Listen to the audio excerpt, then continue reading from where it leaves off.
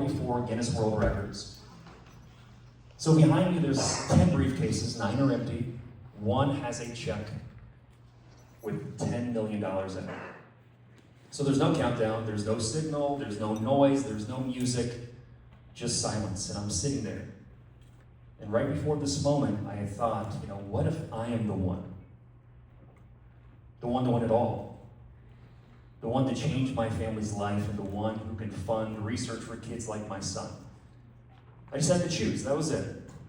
I had to have certainty beyond logic. I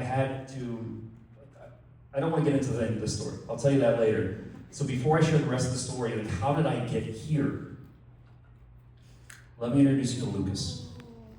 Lucas is on the left. He's a few weeks old here. It's his older brother, Jack. It's one of my favorite pictures. It's so cute. It's like a little painting. The name Lucas means bringer of light. And from day one, that's what he's been.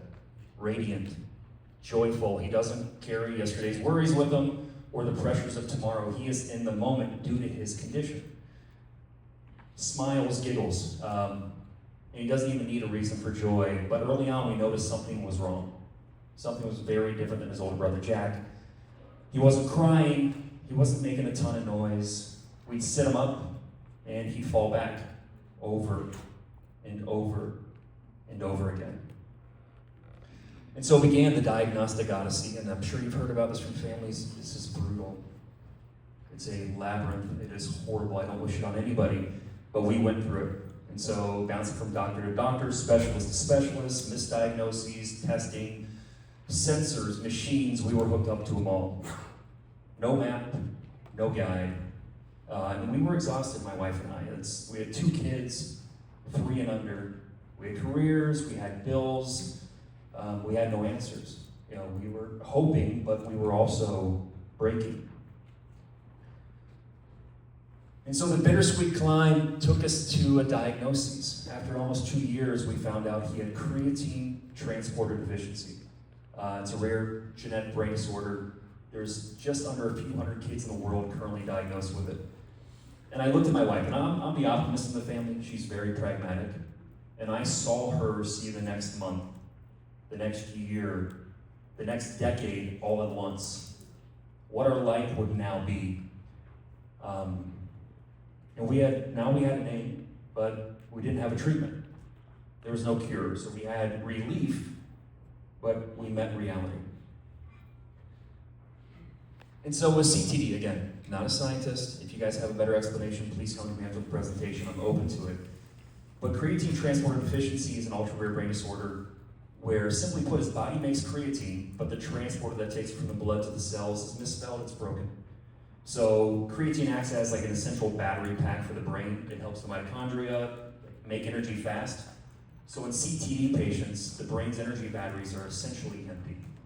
This makes it really hard to learn new things, to communicate, to develop skills, to even stay calm. And over time, all these things, though, the synapses and connections that the brain makes, his brain doesn't make it. And currently there's no cure. But through the diagnoses, through learning about CTD, I found the fighters. The Association for Creatine Deficiencies is a parent-led advocacy group. They help families like ours, but more importantly, they fund research. And through ACD, I found you, the scientists, the Dr. Jerry Lipschitz of UCLA, the Jackie Boies of Queens, the Alex Edwins of Stanford, the Sylvia Stocklers of British Columbia, the Jonathan Chablocks of Purdue, this small but mighty group of researchers who are trying to make a difference for families like ours. And I quickly realized, gosh, these aren't just scientists, these are lifelines. And I mean it when I say it. And at first, I know it sounds cliche, but I've gotten to know this group of scientists over the last 6 years. You aren't just researchers in this room. You're lifelines. You're hope magnets. And maybe you're sitting here thinking, like, how could I build the cure? How could I be? I'm just brand new in my career. I'm new. I haven't even started my PhD. How could I be the one? Well, I'm going to take you back to a moment where I asked myself the same very question. So again, the Beast Games, 100,000 people applied for it. It started with 1,000 contestants. Only one person would win. The odds were extraordinary. believe it or not, before I applied, I was laid off. I was leading a sales team at a healthcare startup, and I'm like, what is next? My oldest son, Jack, a huge Mr. Beast fan, introduced me to Mr. Beast about a year before, and I see Beast Games application pop up online. I'm like, you know, I can be the cool dad to Jack, but maybe, just maybe, I can go far enough to tell Lucas's story. Kind of to put a spotlight on CTD, to put a spotlight on rare diseases, you know, in the most public way. Mr. Beast, for those who don't know who he is the #1 content creator in the world. He has 400 million YouTube subscribers. He's awesome. He puts out great content and also does good work. He's got a big heart. So, I want to share a little bit about my application video and just show you that it doesn't have to be perfect.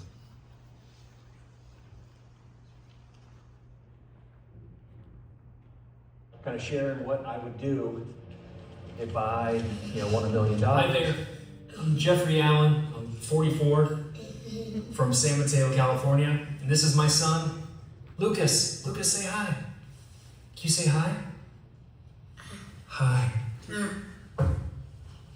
So, what would I do with $1 million, and why do I want to compete in the Beast Games? It's the same thing.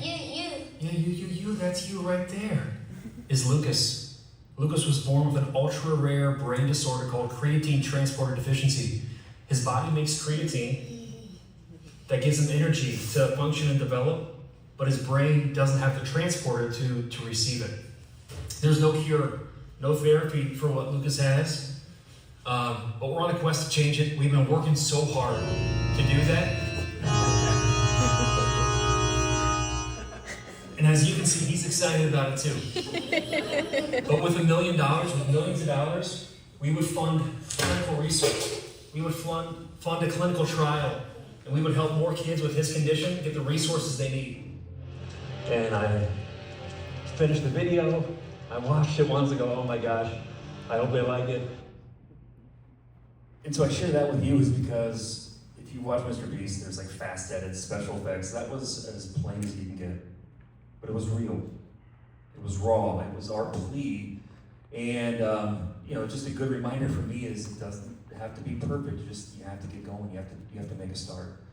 And so after I submit it and I get on, I think what made my story a little unique is I had purpose, desire, belief. I'd never been on a game show. I'd never even watched a full season of Survivor. I was green, totally out of my element. I was one of the older ones there.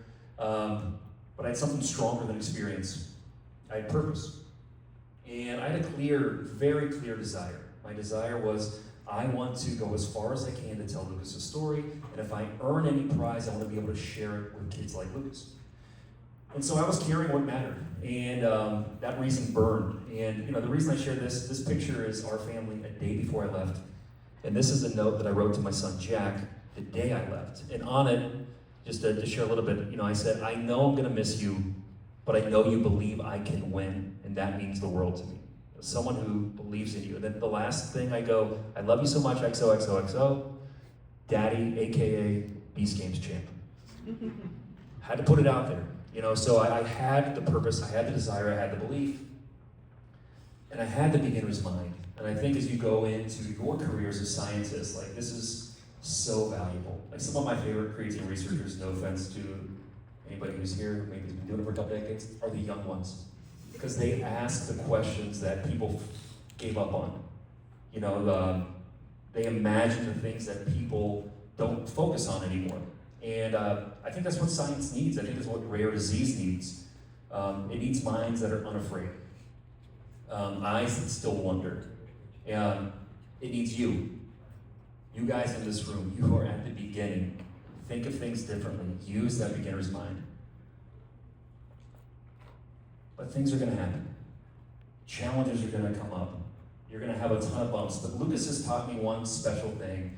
And this is like the most important thing that Lucas has taught me, is that there's beauty in the bumps. When we got that diagnosis, our life changed. I was heartbroken. But looking back, he's given me so much in my life, so many blessings. So, I'm not saying you have to wish for challenges, but you should certainly expect them to happen. And when they come, don't run, embrace them. But really, really, beneath the mess, understand that there's blessings inside these challenges. And so, even in the show, when I almost gave up, I said to myself, this is also for the best. And I pressed on. And as I went on to the show, I get down to almost the end. This is episode 8. I'm sitting here with Jack, my older son, the reason why I'm in the Beast Games, the guy who introduced me to it. And now we're here together. And I'm going, oh my gosh, like, this is amazing. This is everything I hoped for. Hope carried me this far, but it wasn't hope alone. It was belief. It was certainty. It's one of those weird things that doesn't really sit in the brain, it's more in the heart, and that's what I had. And I think when your why is deep enough, you don't need permission to believe. It's going to sound crazy to people. Like the stuff I shared with you earlier, all this stuff is crazy, but it happened. And so, now I want to take you back. The final challenge, my blindfold is off. There's 10 briefcases. This is the first chance. I have a 1 in 10 chance. It was silent. I was calm. I was connected.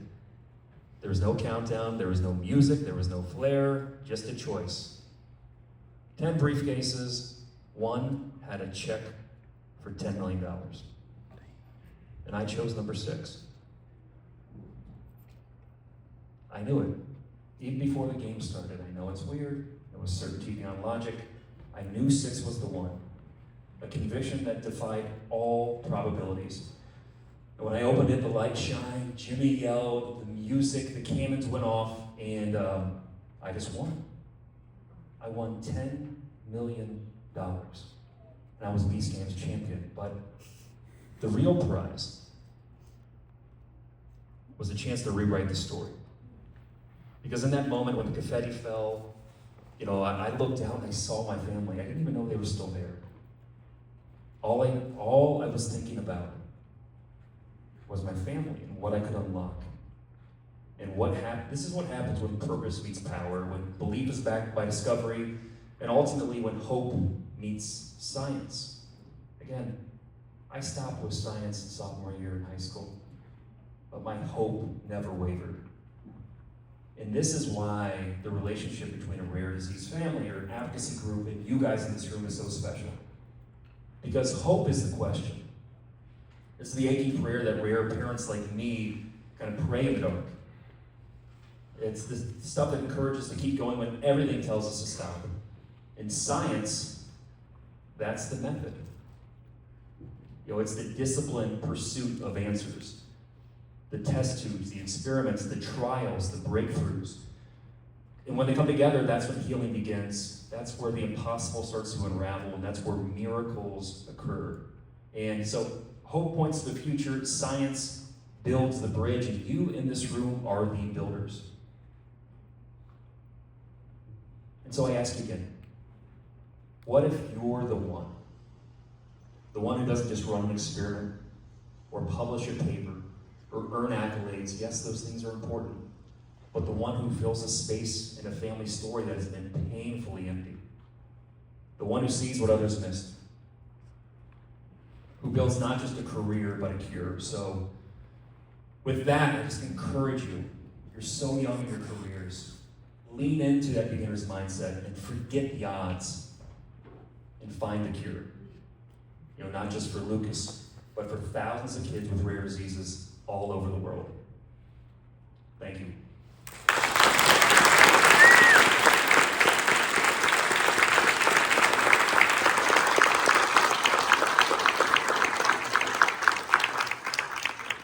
Amazing talk. Just absolutely wonderful. Thank you for that. I think we only have time for one question. Unfortunately, I'm going to heat it up. But to the audience, please reach out to our speakers again after the talk or on the mobile app. You're inspiring next generation of scientists right now, but currently, what can advocacy do or advocates do better right now for communities and for patients and for families? I would say the biggest takeaway for our community is we do a patient and scientific symposium. So our researchers and scientists don't just know us from names on a piece of paper. They've seen Lucas's face.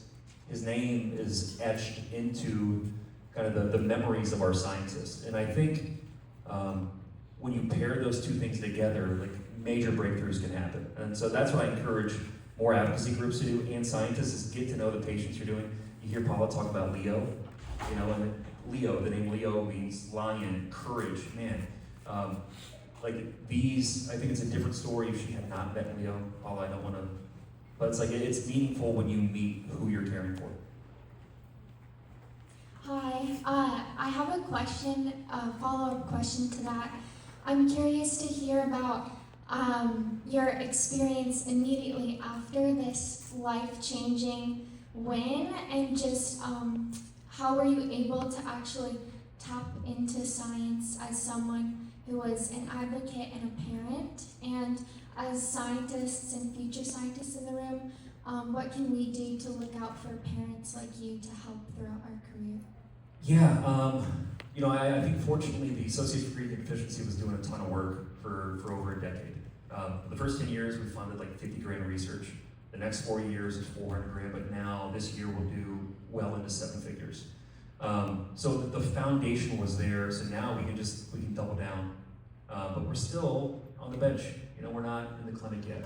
And I think for scientists like you is getting to know the stories, find those advocates. It's like the family that Paul was sharing, like they were super advocates. Find those families because they're going to help you fuel your work and be able to do things that you've never done before. And I think the marriage between scientists and families like mine, we can create some awesome things together. Thank you so much for coming. Great, thanks so much. Appreciate it.